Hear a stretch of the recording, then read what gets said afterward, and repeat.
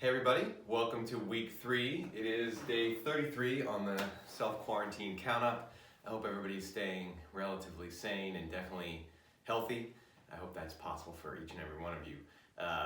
Today we're talking, not we, me at you, talking about liberal individualism, which is yet another perspective from the liberal family of ideas, and you're going to see that it connects very much with political liberalism. And when we start talking about economic liberalism on Thursday, you're going to see how that connects with this as well. But this is a different take on what respecting liberty means, what putting liberty at the center of our thinking means. And it actually goes beyond just a political philosophy. I have a diagram here today, and I have the government and society on this. Liberal individualism really is about a relationship between the individual and others. And the two main others that are paid attention to in the liberal discourse are the government, which is both a protector, as we talked about, and a threat, and society, which is a potential threat as well. Today's reading was the entirety of Mill's classic and major liberal essay on liberty, and really, Mill hardly talks about the government at all. He's looking at society as a potential threat. And really, at that point in the sort of the development of liberalism as a political philosophy, there had been a decent amount of attention paid to both the protector and threat aspect of the government.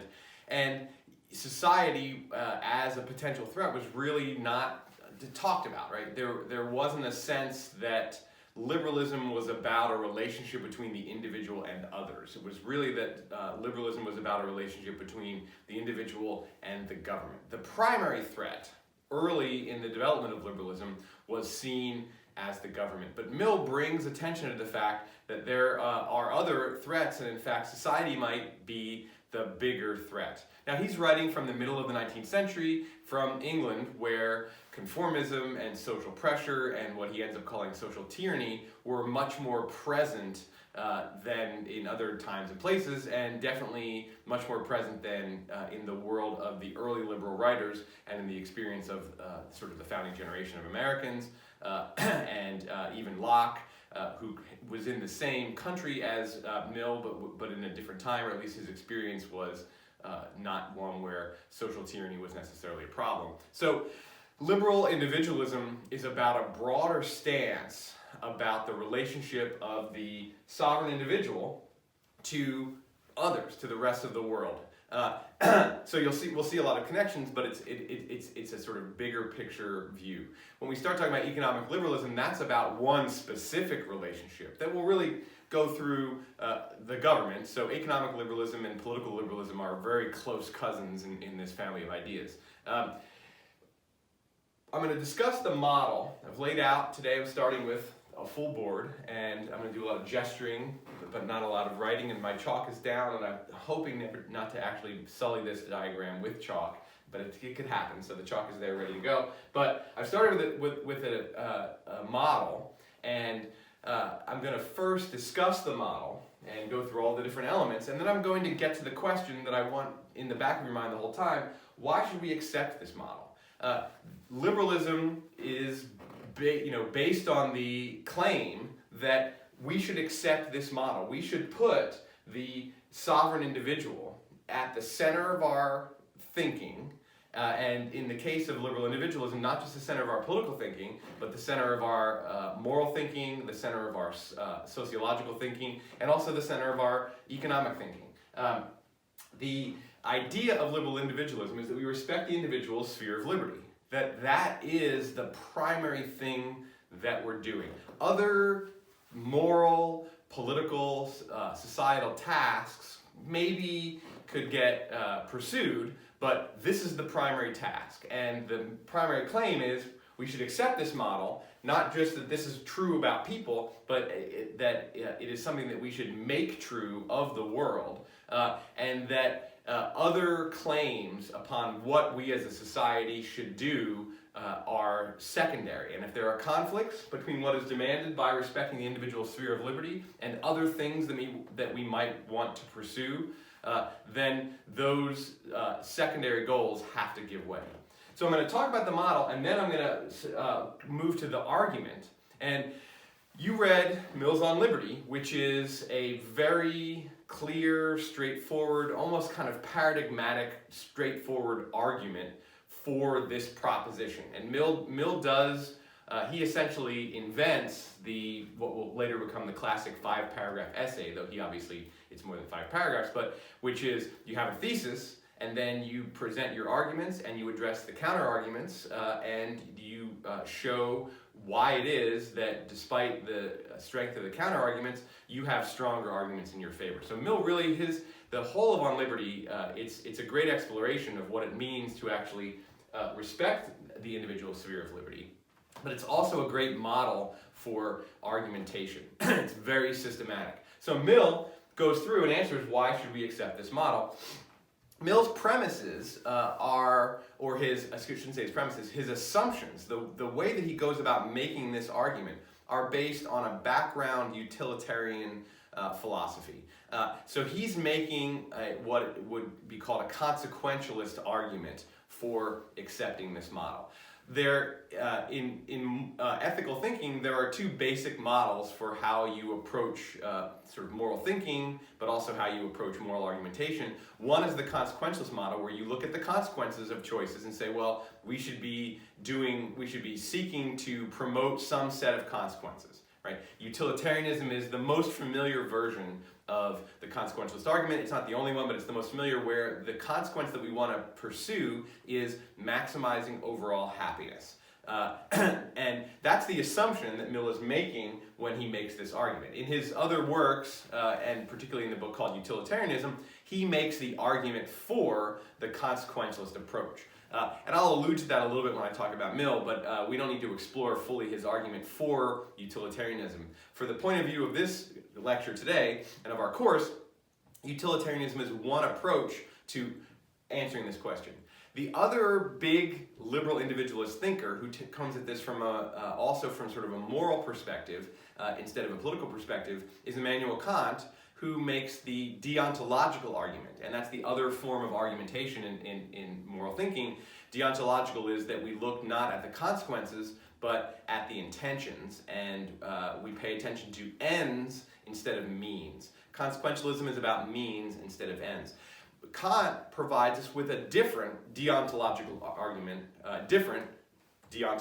argument for accepting this particular model. So Kant and Mill agree on their conclusions, and they agree on the fact that we should respect the sovereign individual and maintain the sphere of liberty. They come at it from a different place. So they are both liberal thinkers, and they're both liberal thinkers who give us ways of supporting the liberal individualist conclusion with a different set of argumentative and moral and even metaphysical assumptions about what the world is like. So they disagree on their approach, but they're both really central classic liberal figures. And one of the things that is kind of, I think, interesting about this notion of liberal individualism is that you can arrive at it from either a consequentialist or a deontological perspective. So it's not it's not theory specific in the sense that you need to either be a consequentialist or a deontologist to come to this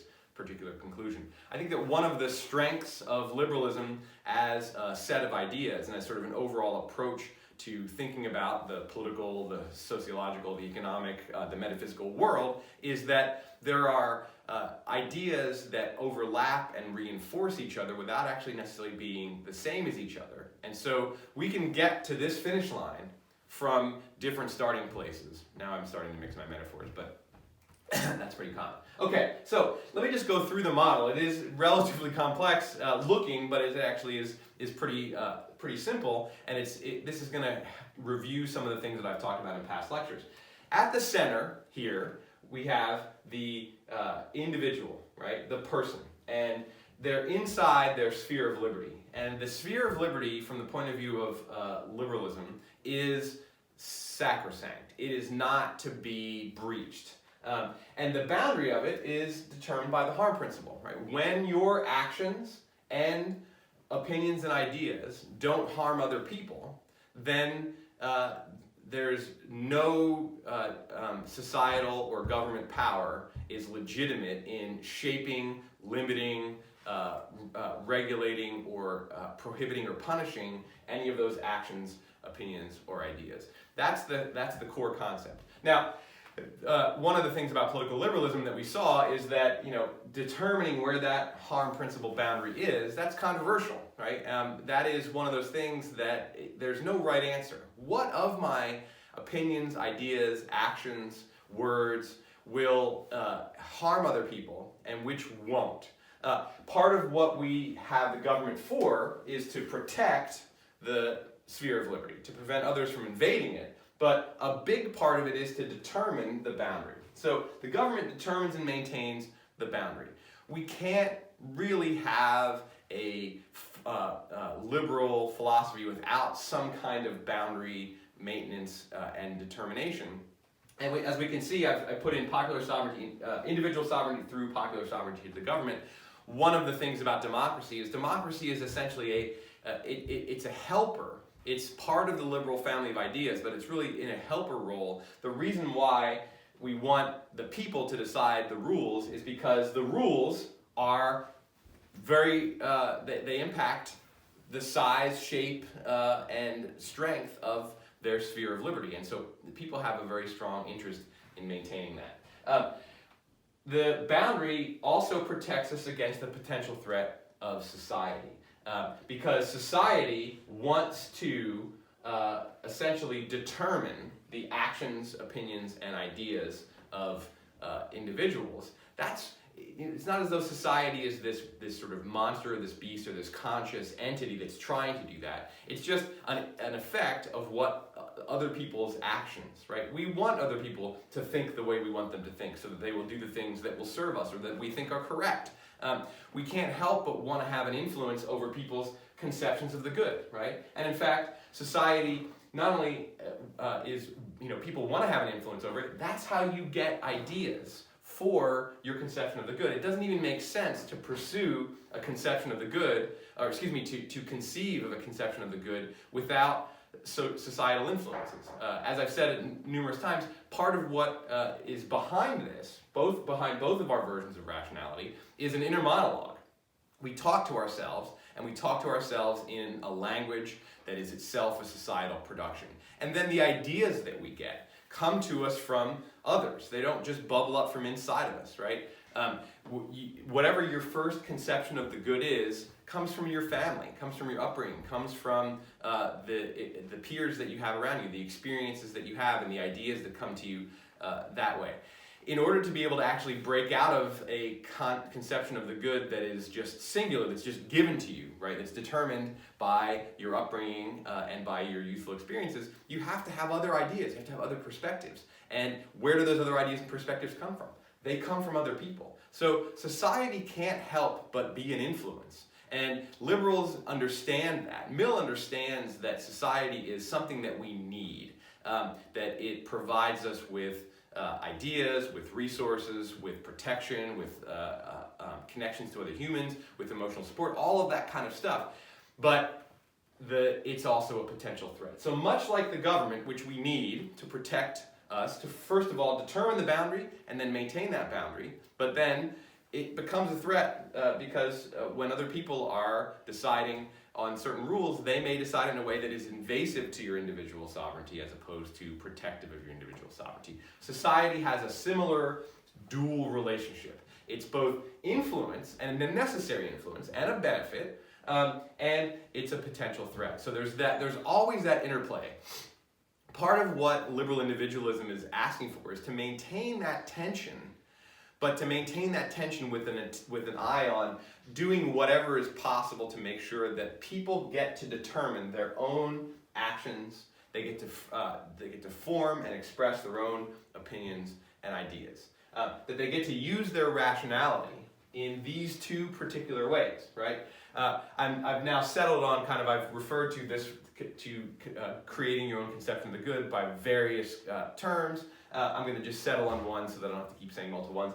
Expressive rationality. This is how we express essentially our identity. What are you moving towards?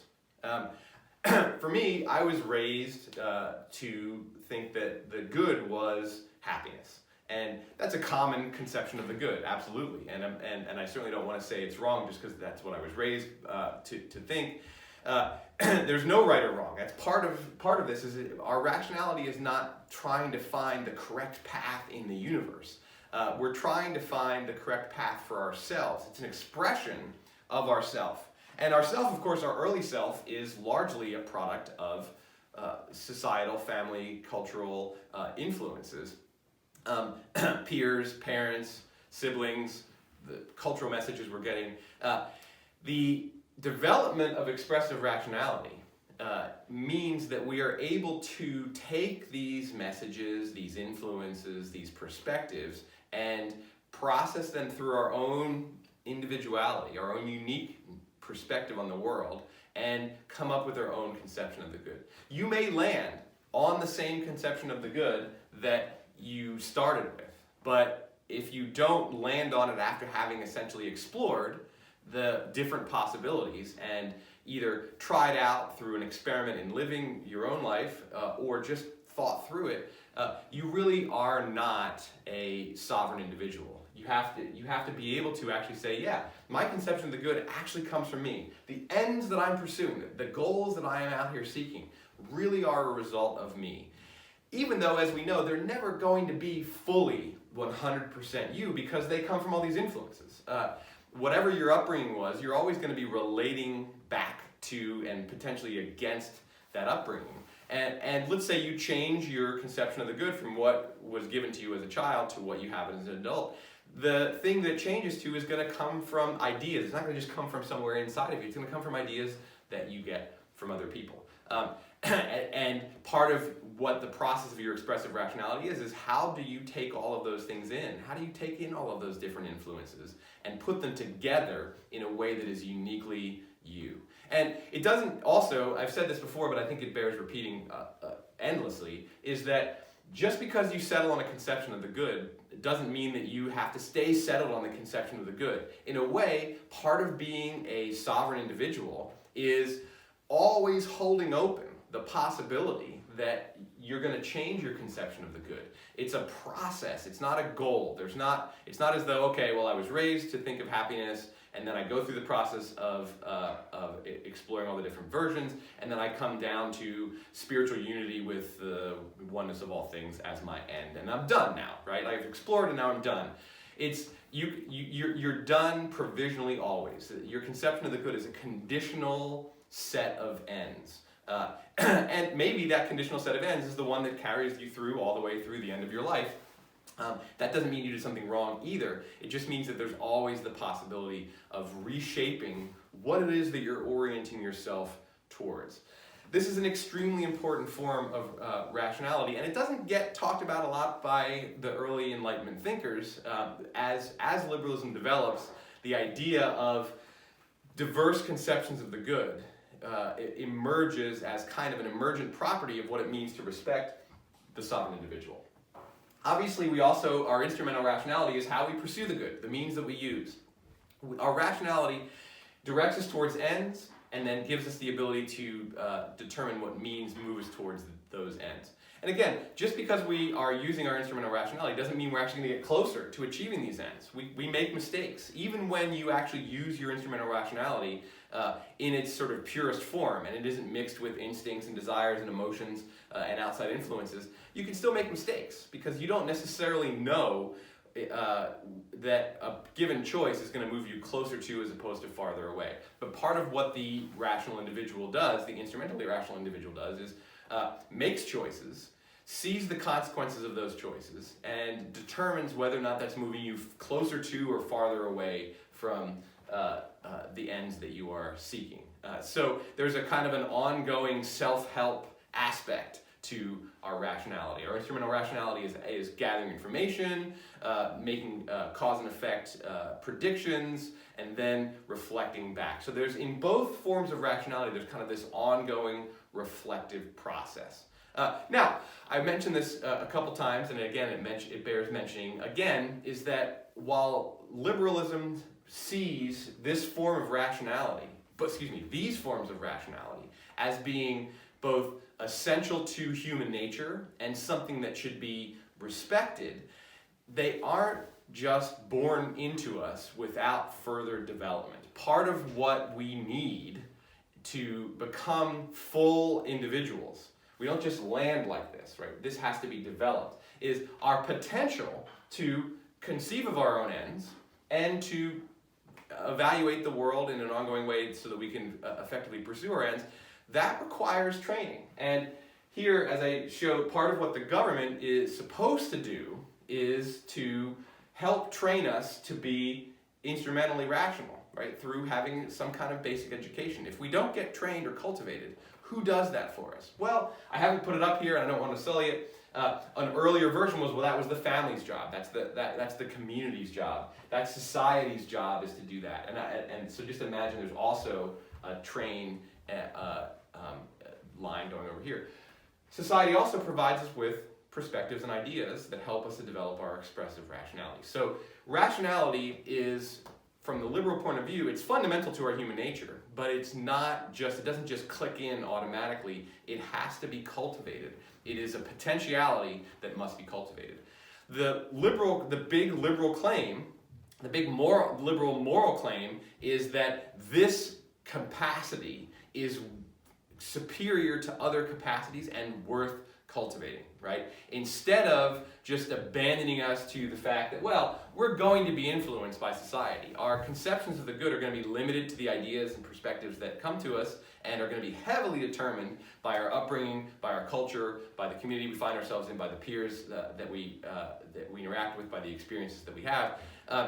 But rather than say, well, okay, it's true that our conception of the good is going to be heavily influenced from the outside, so why not just abandon ourselves to that outside influence and acknowledge that we are determined by the outside. Liberalism is pushing back against that and saying that's never not going to be true. There's never not going to be outside influences. But it is valuable, it's worthwhile, and it's fundamentally human to want to be in charge of that process, even if we're never fully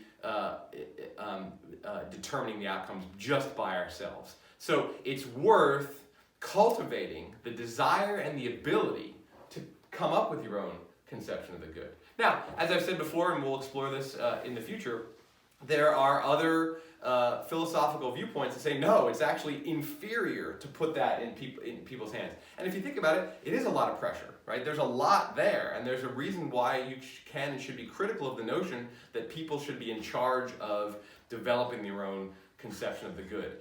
It's potentially lonely, it is difficult, it is also potentially alienating, and it may be that when we ourselves try to put all these influences together in a unique way, that what we're doing is we're separating ourselves from each other in a problematic way. Right? One of the critiques is that this viewpoint creates an atomized society where people are actually more alienated from each other than they need to be, that we actually have organic connections that we should be cultivating as opposed to cultivating our separateness and our own unique expressive individuality.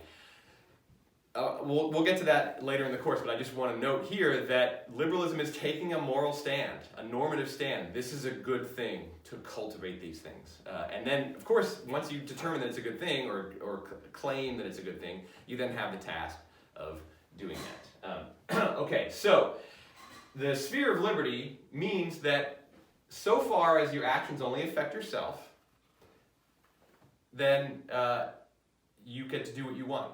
Now, again, that boundary is tricky. I have ideas and opinions and actions as a separate thing, and the basic idea of liberalism is that your opinions and ideas, insofar as they only affect yourself, much like your actions, should be accepted. And then there's the question of, well, what about certain opinions and ideas that maybe negatively affect other people? Is that even possible? Part of Mill's argument is that your opinions and ideas are, even if they bother people, and even if they seem to cause harm, he's making the claim, and I'll move through this argument a little bit later in the lecture, but you should have gotten it from the reading. His claim is that opinions and ideas can never harm other people. And in fact, if they seem to harm other people, that's actually a benefit. Right? If my ideas or opinions make somebody uncomfortable because they go against what they were taught, that's actually beneficial to the other person, even if it makes them uncomfortable, even if it makes them say, hey, no, that makes me afraid, or that makes me feel wrong, that makes me hurt. Right? Mill's making a claim that only actions can cross the harm principle boundary, that opinions and ideas are always going to be in this place. And we can, that's an empirical claim. He makes a philosophical argument for it, but it's an empirical claim that it's not possible to harm other people. And that empirical claim has been questioned by such ideas as, well, there's hate speech, and hate speech is actually not just a set of ideas and opinions that only affects ourselves and only benefits other people. Hate speech is something that actually does harm them. So there is a debate that Mill would take a side on, for sure. He would say any type of speech is only, even if it's hateful, is only going to be beneficial to other people, or at worst, it's going to be neutral. It's definitely not harmful. So liberal individualism is respecting the individual sphere of liberty within all of these particular kinds of constraints. But why, right? Well, I've already given one sort of general, generic answer to why.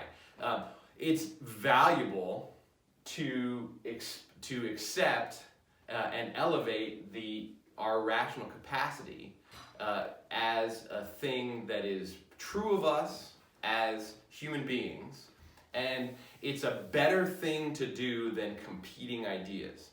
So instead of saying, well, we're social creatures and we are deeply embedded in community relationships and family and peer relationships, and we should take those as kind of the guidepost for how we live our lives, and we should elevate society as a big power and ignore the fact that it threatens our individuality. Sure, it does. Society does threaten your individuality, but it also protects us more than it threatens us, and so we should adopt a kind of a societal model of how we live our lives. This idea is that, or this claim is that no, we shouldn't. Now, why? So, two arguments: the deontological and the consequentialist. Mill is the consequentialist. His premise, as I said earlier, is that our moral duty is to maximize overall happiness. And his basic argument for that is that actually just takes into account what we do as beings, right? We are essentially hardwired. He wouldn't have used that term, and he wouldn't have spoken in evolutionary terms either, because evolution was still just sort of as an idea forming when Mill was writing. But he's acknowledging, he looks at human nature and says, what we do is we naturally try to maximize our own happiness. Instrumental rationality, while the capacities that are needed, the skills that are needed to be instrumentally rational have to be cultivated and trained, this is a natural thing for us. We naturally want to be able to essentially make pro-con lists. We naturally want to be able to develop, to make choices that are going to make us better off rather than worse off. And in evolutionary terms, that can't be helped, right? If you are a being that makes choices that make you worse off rather than better off, you're not going to be around very long, and you're not going to be passing your genes on into the next generation. And so that set of traits will die out, right? Mill doesn't have that argument available to him, and he may be much like Locke. He might kind of have a sort of sneaky abstract theology that, well, God just made us this way. If let's say there is a God, and God had made us differently, then that would have been a mistake, and we would, from the evolutionary point of view, we wouldn't survive. So if God made us to make decisions that made us worse off rather than better off, we would disappear, and so we wouldn't be able to thrive. So Mill is saying this is what we do, and a moral theory ought to reflect what we're like. Instead of to move against our basic nature, it ought to reflect our basic nature. And this is a pretty standard philosophical move in terms of saying, here's a good thing. This is what the world is like. Let us call that thing that we can't challenge. Let's call that the right thing. So we are instrumentally rational beings. We need to be trained up into doing it, but it's natural to us. and if it weren't natural to us, we would have disappeared. So we seek to get more good than bad in our lives. We seek to have benefits. So generalize that from the individual to society. That's what society ought to be doing. Our philosophy, our moral philosophy, our political philosophy, our economic philosophy ought to all be oriented towards creating more good than harm. So Mill is elevating what the individual does naturally, though with a need for training to be able to do it successfully, into what society ought to do. Why is it beneficial to overall happiness to let individuals make choices for themselves, right? It seems actually like that would not be the best approach to maximizing overall social happiness. That might be the best means to one individual maximizing their happiness. But as we know, there are conflicts, and this is one of the things that Locke talks about in his story about the state of nature.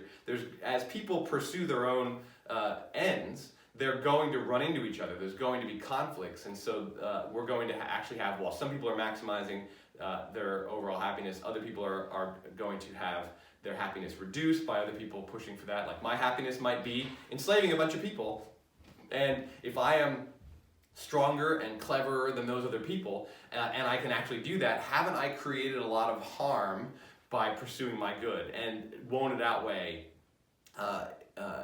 the harm that I create will be outweighed. So we ought to be looking at not privileging the individual choices, but at essentially engineering society to maximize overall happiness, which might sometimes require forcing people to make different choices for themselves, right? So if I'm, for example, if I'm saying something, if I'm saying God is dead, or there is no God, or we're alone in this howling universe and our lives are just this little thing that blinks on and off. If I'm saying that, and I'm saying that in a world where most people believe and take comfort from and have a kind of emotional security from the notion that there is this benevolent God and that our lives don't end when we die, and that there's the potential to go to a better place, to go to heaven, or some kind of paradise. If I start saying this, that makes me happy to say it, right? Like, of course, I'm like, this is what I think, and I'm going to spout it around the whole world. But other people are like, if it creates doubt for them, then we're creating a lot of unhappiness. And it would seem like if we're taking a utilitarian perspective on this conflict, that we ought to shut that person the hell up, because they're creating way more harm, way more pain, way more unhappiness than the happiness that they are creating. Mill has to essentially grapple with that claim, and that is really more or less what he does in the bulk of the book, is he grapples with the claim that people speaking their minds and having these essentially unpopular ideas that create a lot of intellectual pain, that create a lot of unhappiness, that get a lot of pushback from society. He has to be able to make the argument, starting with this consequentialist perspective, that actually is beneficial and not harmful. So how is it beneficial and not harmful? Well, this is where Mill actually has to kind of take an essentialist perspective. He's taking a perspective that there is better and worse. And here's essentially the argument he makes. Okay, I'm saying something that is unpopular and creating a lot of pain for people and a lot of unhappiness and objections. I'm either wrong, or I'm right, or I'm partially right. That has to be, if there's a truth, then whatever I'm saying has to relate to the capital T truth in one of those ways. Now, as I say, this is an essentialist argument that there's a capital T truth out there somewhere, and maybe it's not even fully accessible to us human beings in its full capital T truthness. Like, we can't ever fully get there, but it's out there somewhere, and we can move closer and closer to it. There's a way of saying, well, the capital T truth, we can't fully know what it is. We can't fully know all that there is to know about the universe, but we can get closer to it, right? When we accept that the Earth is a sphere that is orbiting around the sun, we are closer to the capital T truth than that the Earth is flat and that the sun revolves around it. Because, and actually, that's one of the things that Einstein points out is like, that's not the full truth. There's more to the full truth. And then we could say, well, maybe Einstein's truth isn't the full truth. And as physics develops, we realize that the truth is kind of elusive as we seem to be getting closer to it where we're going to arrive. Like, we know how everything works, but it skitters out ahead of us. We don't need to be able to arrive at the capital T truth in order to be able to accept this essentialist notion that there is a capital T truth out there, and we want to be getting closer to it. We will be, in Mill's view, and this is, I would say, probably one of the more controversial pieces of it, we will be happier the closer to the capital T truth that we get. That is a really big claim. So there are two strong claims that back up Mill's argument. One, it's the essentialist claim that there's a capital T truth to be moving towards, and that maybe we can't ever know what that is, but we can know whether we're getting closer to it, and that by moving closer to it, we will be happier. Now, this requires a definition of happiness that is different than probably the most common one, which is happiness is feeling good, right? And that is the hedonist version of happiness. And Mill's utilitarianism rejects the hedonist version of happiness. It's not feeling good that makes us happier. It's living more in accordance with the truth of the universe that makes us happier. That is a pretty big claim. And Mill also, there's an elitism mixed in with what Mill is talking about, because for him, intellectual pursuits provide a greater level of happiness than physical pursuits. And so, reading a great poet is more productive of happiness than playing a game of tic-tac-toe, for example. So this notion is that even if the game of tic-tac-toe just makes you tingle with happiness, reading poetry is more valuable because it's more about getting us close to this truth of the universe. Poetry is about essentially reflecting on someone else's perspective on what is deeply true about human relationships, about the universe, about nature, whatever it is. So Mill has an essentialist version of the truth, and he has this sort of non-hedonistic, we can even think of it as elitist attitude about what brings happiness. All of these are necessary to his argument that we should respect other people's ideas and opinions, and we should protect in this sphere of liberty, if nothing else, we should protect their ideas and opinions, even when they're unpopular, even when they make people uncomfortable, and even when they seem to produce unhappiness. Why? Well, get back to the whole, okay, there's a capital T truth out there, and what I say, my ideas and opinions about the world, are either false, true, or part of the truth. And in Mill's view, it's almost always going to be part of the truth, but these are the three sort of theoretical possibilities, and he pursues each of those, and he looks at the consequences of each of those. What are the consequences of somebody speaking a falsehood? That would seem to be the easiest case. That would seem to be the case where we're able to say, well, you know what? Those ideas fall outside of the sphere of liberty. And even if they have some benefit, they're generally destructive. Mill's argument is that, and this is again, it kind of relates back to the elitist premise he has, that when somebody says something that's false, it shakes the certainty of the people who have the dominant doctrine, right? God exists. He's a benevolent deity, there's a heaven, all of that, like having all that, let's say all that really is true. And so most people in society have that doctrine, and someone comes along and says, there's no God, and we're just this, we're just, our life is a blink of an eye, and there's no meaning, and as soon as you die, it's just lights out. How could we, if society has the truth, how could it be beneficial to hear that? Especially when people are like, no, wait. That causes a lot of confusion. Mill's argument is that attack on the true doctrine, if it is true, is beneficial to the people who hold that doctrine, because what it does is it forces them actually to ask that tough question, and if they are right, if they do have the true doctrine, they have something that's as close to the capital T truth as possible, then they will have an answer. They'll have a rebuttal to this false doctrine. And so the person who's claiming there is no God is actually doing a favor to the people who believe that there is God, and that there's a certain version of God, because it's giving them a chance to actually renew their understanding of the argument. And in Mill's view, is if you have a doctrine, and doctrine is kind of a bad word in his sense. If you adhere to a doctrine, even if that doctrine is true, but you don't know why it's true, you can't make an argument for it, you don't have a deep understanding, then you're not really an adherent to that doctrine, and you're not really happy. You're just comfortable. And then this person saying something that makes you uncomfortable, right, is making you were a little happy and you're now less happy.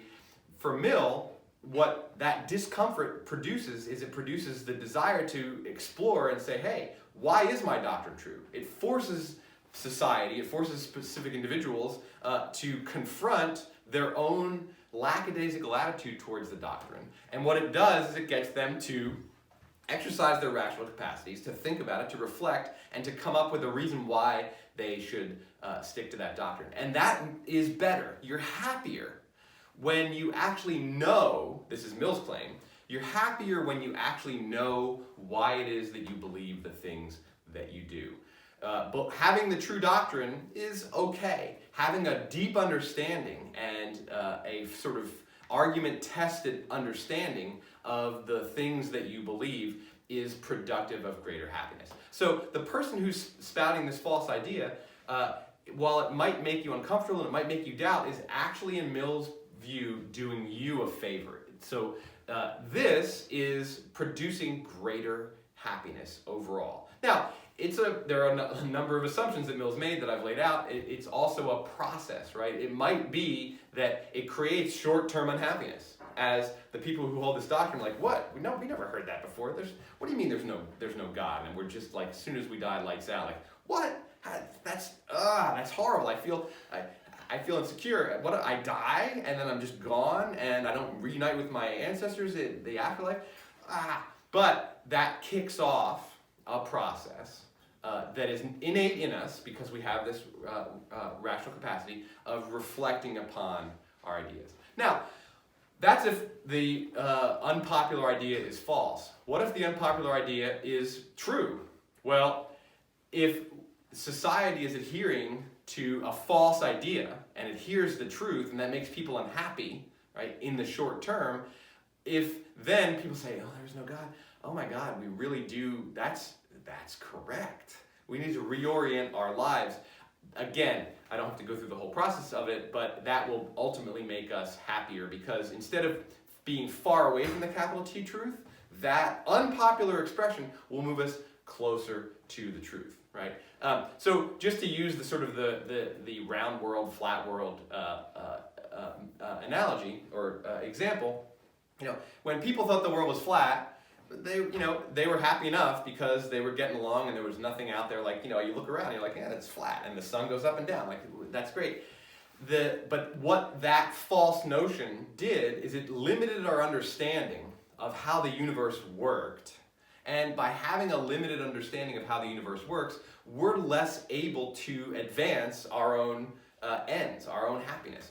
We cannot, with that wrong-headed understanding of what the natural world is like, we can't do much to actually control nature and advance our own interests and make ourselves happier. So we are, as a species, we are better off with a clearer understanding of the natural world, because that clearer understanding gives us the ability to control nature and bend it to our ends, right? It gives us better tools for exercising our instrumental rationality.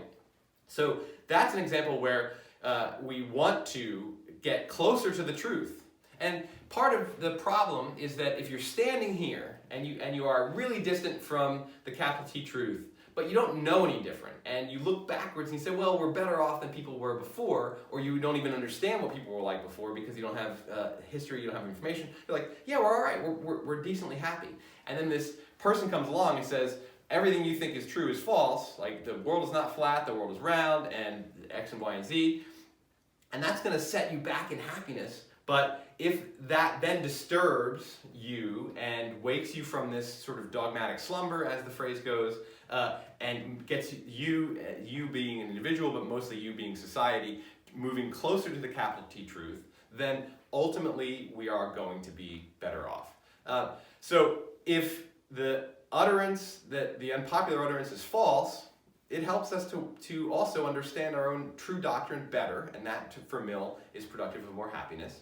Even though it creates a little discomfort in the interim, it ultimately creates a better understanding, and that better understanding is more productive of happiness. If it's true, then it definitely is beneficial. And what's most likely, the most likely case, is that it's partly true.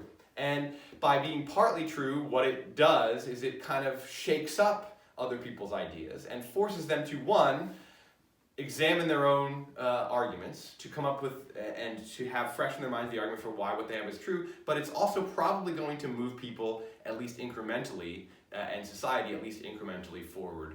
So letting other people say what they want, no matter whether it's true, false, or some mixture, in Mill's view is going to move us, even if it feels like it makes us less happy in the short term. It creates discomfort, it creates uncertainty, it creates that pain in certain ways. Ultimately, it's going to be moving us forward. Now, again, there's a pretty sizable chunk of assumptions that are made in this argument, but overall, it's pretty convincing. Mill then moves to the question of, like, okay, opinions and ideas is one thing. They're just words. It's just ideas. They can't actually have a physical impact on people. It doesn't actually hit their bodies. What about actions? What about actions that not affect others, that clearly cross the harm principle? Like, I punch you in the face, that doesn't make you happier, right? Utilitarianism does actually have this kind of problem, which is, let's say that I punch you in the face, and it makes me really happy to do that. And you get punched in the face all the time. It doesn't really bum you out that much, and it doesn't even make you that unhappy. And you're like, physical pain's not that big of a deal, right? Just don't emotionally hurt me, and I'll be fine. Just punch me in the face.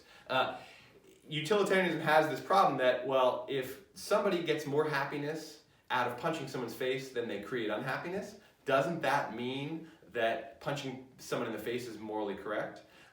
It would seem that way, but the sort of utilitarian perspective is we don't evaluate individual actions, individual happenings as for what effect they have on overall happiness. We examine rules of behavior and we examine patterns of behavior. So if I punch somebody, if I find somebody who just doesn't mind being punched in the face, and I punch them in the face, it makes me so happy just to do that. Like, oh yeah, and they're like, yeah, it wasn't that bad.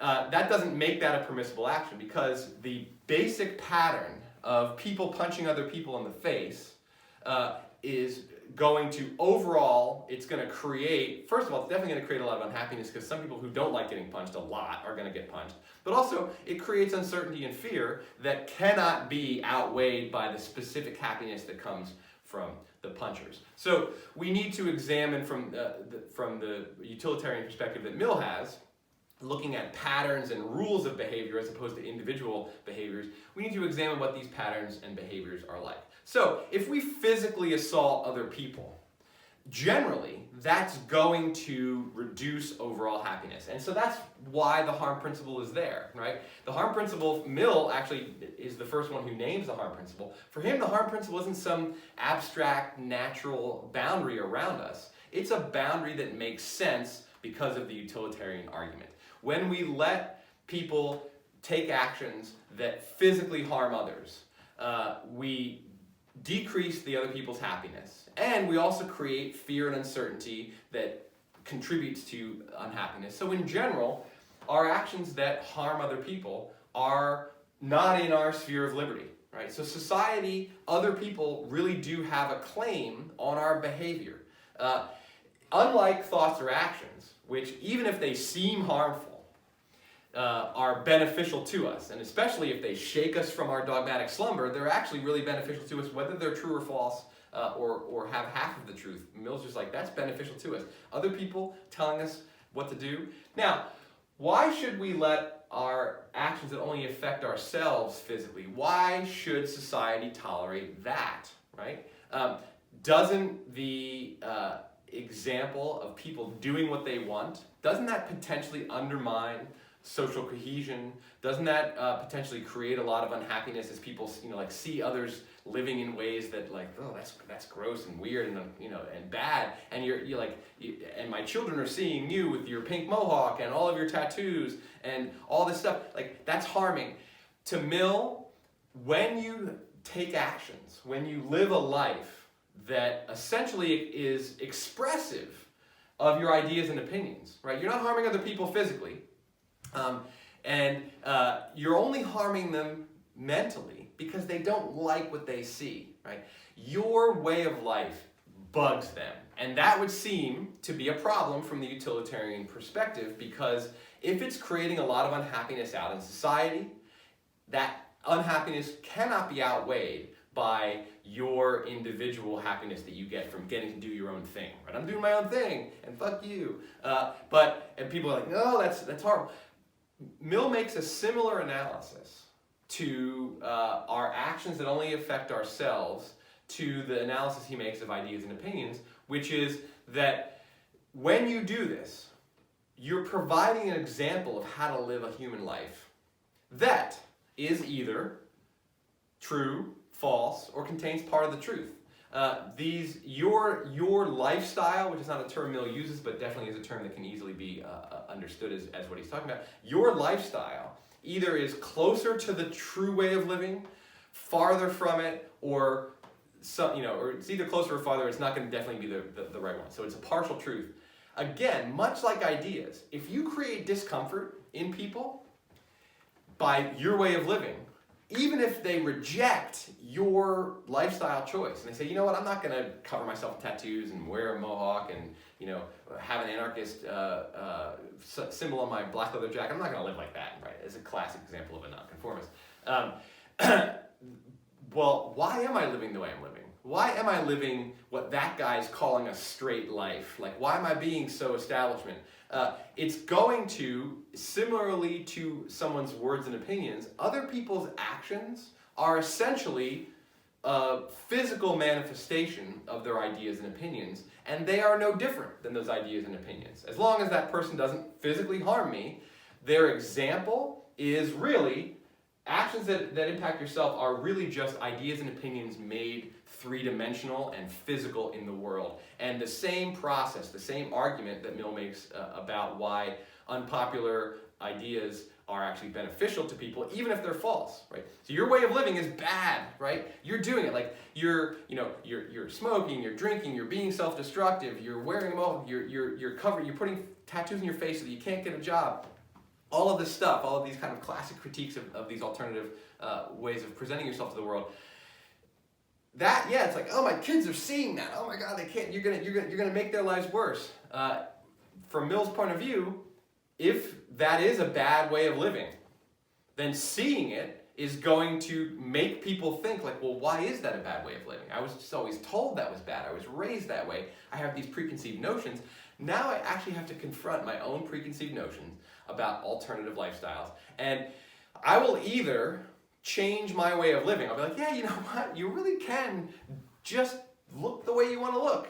I guess that person's showing me that that's allowed. And that will free you up. Ultimately, you will be happier. Or you say, yeah, you know what? Like, that's not a way to live. That's crazy. Why is it not a way to live? Well, it's not a way to live because it distances people rather than brings them together. It actually conveys a kind of a selfishness, not self-expression. You have to go through, much like you had to go through when the person said God doesn't exist and when we die, the lights are just out, going through that process of evaluating your own assumptions, evaluating the things that are behind you living your life the way you live, and either you will change your way of living and move you closer to the truth, or you will not change the way you're living, and you will but you will better understand why it is that you're living the way you're living. You will be happier as a person who knows why they made the choices that they made. Now, to go back to the conception of the good, right? One of the things about people taking actions that affect only themselves is people living their lives oriented towards a conception of the good that is not the same conception of the good that you personally might have, right? I'm living my life, to be happy, because that's the way I was raised. That was the dominant conception of the good in my family, in the community that I grew up in the culture that I grew up in. That was all the messages that I got from all the places, right?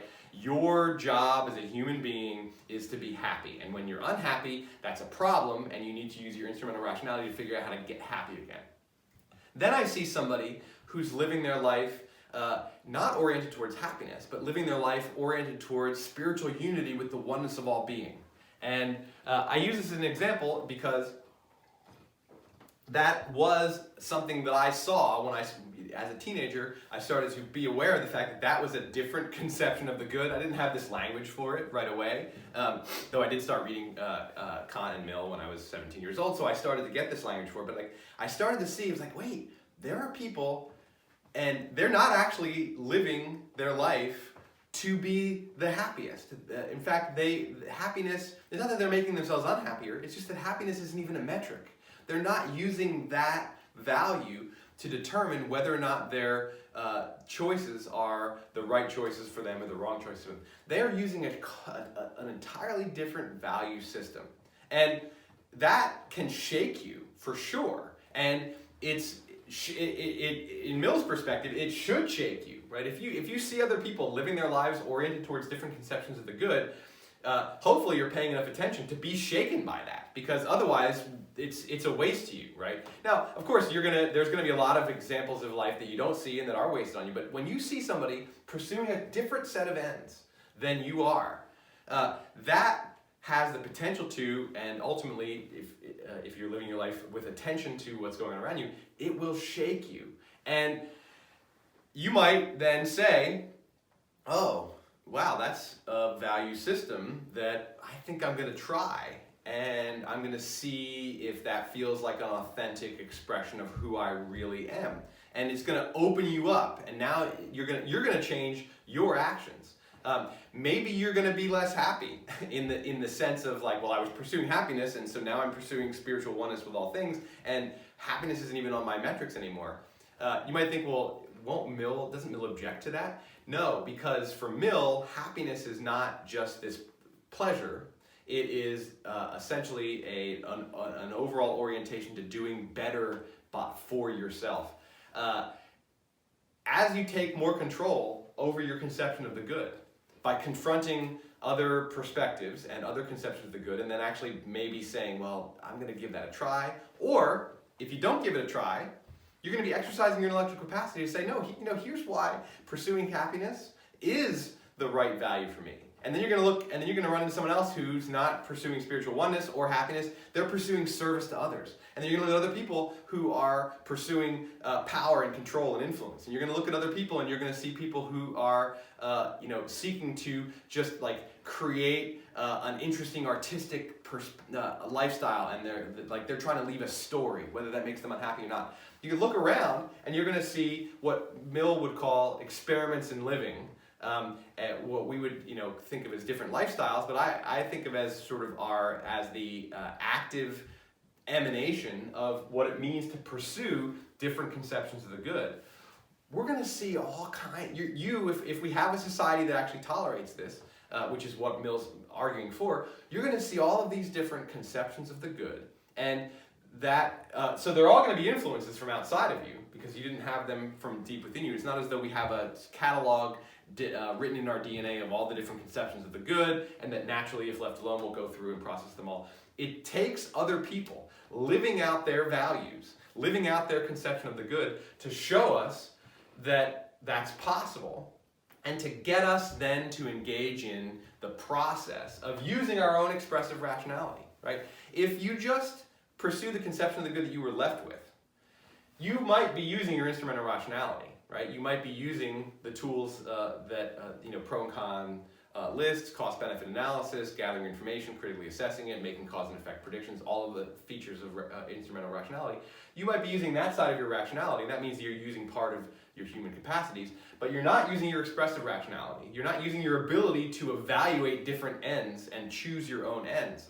And if other people create for you cognitive dissonance enough about your own set of ends that get you to reevaluate what you're doing, even if you land back in the same conception of the good that you started with, you are now using, instead of society's idea, your family's idea, your culture's idea of what you should be pursuing as the good, you're using your own idea. And that is superior. That is, for Mill, that makes people happier, because in this broader sense of happier. So we should tolerate other ideas and opinions, absolutely, because whether they're true, false, or half true, or partially true, they're going to wake us from our dogmatic slumber, and we either will change our minds a little bit, which will make us better off, or we'll land back in the same place that we were landing before. The same thing is true of actions that affect only ourselves. So essentially, actions that only affect ourselves are just really physical expressions of our ideas and opinions. And if it's beneficial to tolerate diversity of opinion and ideas because of all the reasons I've laid out and that Mill lays out very nicely in his essay, then it's also beneficial to give people room to live out their ideas.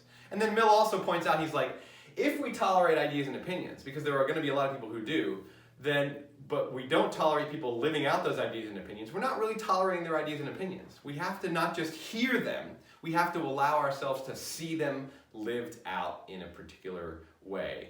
That thinking something but not being able to act on it means that you're not actually letting that person think that thing. You are not accepting their diversity of opinions. Now, Mill's version of liberal individualism actually is this argument, this consequentialist argument, comes with another conclusion, which is not just that we should accept this model, but we should actually, as a society, we should happily cultivate these experiments in living. That we want diversity of lifestyle. We want a lot of different examples. We want people to translate their ideas and opinions, which vary. We want them to have diverse ideas and opinions, and we want them to translate them into different experiments of living so that we can get the benefit of multiple perspectives. We don't get to fully exercise our expressive rationality if we have an attenuated view of the universe, if we only see two different perspectives, right? If we only see one perspective, we definitely have an attenuated view. But even if we only see two, we're not getting the full benefit. We want to be able to see as many as possible so that we can fully be able to engage in the process of coming up with our own conception of the good, right? If there are three conceptions of the good that we are made aware of, and we choose the best of those three for ourselves, great. If there are 20 perspectives out there and we only see 3 of them, we are not as close to the strongest, best perspective as we could be. If we see 15 of those 20 different perspectives and we weigh them all, even if we, again, land on the one that we were raised with, we are better off than if we only saw 3, and we're definitely way better off than if we only saw 1. So for Mill, there is this sort of overall why we accept this model is that it benefits society. Society moves, society as a collection of individuals moves in a direction where people are using their expressive rationality more, we're getting closer to the truth, we're living out our ideas in a way that allows us to experiment, understand, and really feel the consequences of it. Right? One of the great things about other people living out their ideas and opinions and pursuing their conception of the good that's different from ours is if that gets you to then experiment with, well, I'm gonna try that thing, right? And then it feels bad, and you're like, no, I don't feel like I'm more true to myself or true to the nature of the universe. Then you'll go back, or you'll change in some other direction. It's actually okay to go backwards, because ultimately, going backwards, if you're going to be rational, if you're going to actually be reflective, which Mill is saying we really should be, we're way better off when we're reflective. If you go backwards and it hurts, then you're going to change and you're going to get closer to the truth and you're going to go further forward, right? If you go through life never having any problems and just never having any criticisms and just kind of going along with what you were raised with and you don't run into any friction in life, you're not going to ever have a reason to reevaluate and rethink and reorient yourself. And however close to the true way of living you are, you're not going to get any closer than that. And so we actually benefit from failures, we benefit from crises, we benefit from other people making us uncomfortable. One of the things that I'm very hopeful about in this period of coronavirus is that by taking away calendar events, by taking away all of these opportunities, by taking away interactions and putting us in a position of having to say, how much of that stuff was really necessary to me? I think a lot of people, some people are missing events and they're missing gatherings and they're missing that social contact. And what that's doing, while it seems terrible, the pain it's causing is real pain. It's showing those people how important those forms of social contact are. For other people, taking those interactions away that we're so familiar with is actually producing greater serenity. It's allowing them time to reflect and time to just be with themselves more. And those people, if they're learning, like, yeah, you know what? I don't need to do stuff 6 days a week like I was doing before. I think I should probably limit once we're allowed to gather in groups again, I should limit my contact to once or twice a week. I'm better off with lots of solitary time, right? Our culture has developed in a way where solitary, unplugged in, unbusy activity has essentially been taken off the table. And for some people that's correct, right? For some people that's great. Like the nonstop social interactions, calendar stuff, to-do list things really serves who they are. For other people, it actually is painful and it makes them unhappy. This particular societal crisis is giving everybody a chance to reevaluate how they orient themselves towards social events, towards other people, towards their to-do list, towards their busyness, towards their work. I believe, and this is where I kind of do accept some of Mill's assumptions, I believe that we as a society are going to be better off for essentially this enforced experiment in living, right? The self-quarantine. I'm 33 days into having almost no contact with other people and living only with the 3 people in my household and having only the kind of electronic connections to other people that are available to me through technology and having to teach only to an iPhone and not to an actual group of people. It's hard, it's painful, and I've learned, one, that it's the energy that I have to give to an iPhone lecture is different than the energy I have to give to a lecture, a room full of students. It's forcing me to know that, oh yeah, I actually really do dig the actual classroom. It really does make me happier. This makes me happy because it's not classroom time. It's 10:45 instead of whatever time it would be if I were this far into the lecture if it started at noon. It makes me happier that I can choose my own adventure in terms of scheduling, but it makes me unhappier in the sense that when I'm done, I don't have that same feeling that I get when there's energy, connecting me to other people. So I now know something I didn't know before because I've been forced to do this. I know what the classroom environment gives me. I know what it takes away from me. It takes away my ability to decide exactly when I'm going to teach. Putting stuff on the board in advance, I love that. It's so great. This is not something I can typically do in a classroom because usually there's somebody there before me. And even if there's not, I'm not going to go to class a half an hour early and put a diagram on the board and then teach for 2 hours. This is something that I really like. So now I've learned something else about myself. I miss the energy interchange of a live classroom, but I actually really like this. I really like being able to sort of structure my lecture notes visually in advance and slowly and kind of make my boards look nice. And for those of you who've taken classes from me before, you know that my boards never look like this. And so, because when I'm drawing on the fly, it's way, way messier, both in terms of the handwriting and just in terms of there's just so much going on. Here I can actually plan it all out. So this is an experiment in living. Coronavirus is forcing an experiment in living on us. And it's creating a lot of unhappiness, absolutely. But my view is, and I think Mill's view would be, that ultimately any of the unhappiness it's creating is going to benefit in the long run.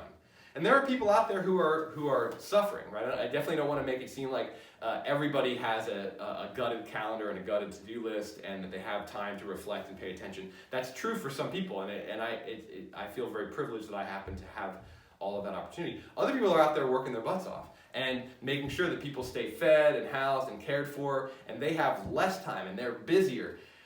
I think that one of the benefits of that is that it's showing the rest of us to appreciate them, and that's ultimately going to be beneficial for us and for society, right?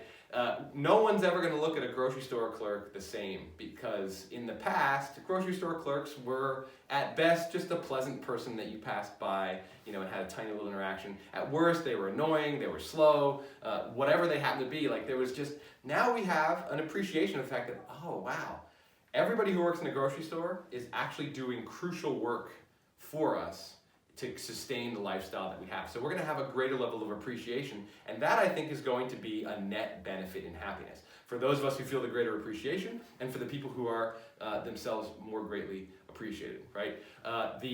Nurses are going, nurses are annoying. They poke us with needles, they make us take our clothes off, they stick things in our mouth, they do all this stuff, doctors and dentists, they make us, but it's like, oh, you're actually doing really hard, really important work. The appreciation, I think, that's going to ultimately result from this is going to be a net benefit to happiness. So I don't need to keep going with this particular example, but to show that we do end up being better off by being shaken, by going through a crisis, by facing a failure, by seeing something that makes us uncomfortable, by these experiments in living that either are forced on us by the world, as in the case of what we're living through, or by other people's examples.